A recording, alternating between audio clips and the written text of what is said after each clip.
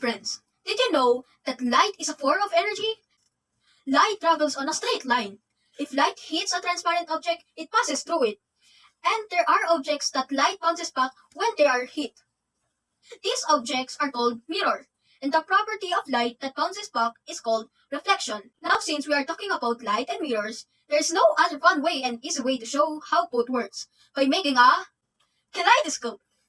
To make it more fun, let's use a geometrical shapes and see how mirror and light change its shapes. A kaleidoscope works on a principle of multiple reflections.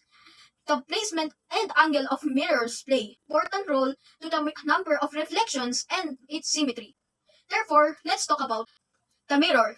To get the measurement of the mirror for the kaleidoscope, we need to get the inner radius of our tube and the length of the tube. The diameter of our tube is 6.2 centimeters, and the length of our tube is 18 centimeters. To get the total length of our mirror, we need to subtract the height of the rotating cup to the length of the kaleidoscope tube. The total length for our mirror is 16 centimeters. Now, let's compute for the width of our mirror.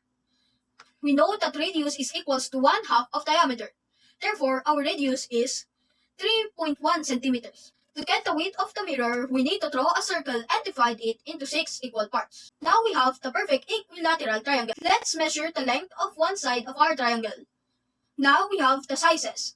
We can cut our mirror. We now have the perfect triangular mirror and put it inside our tube.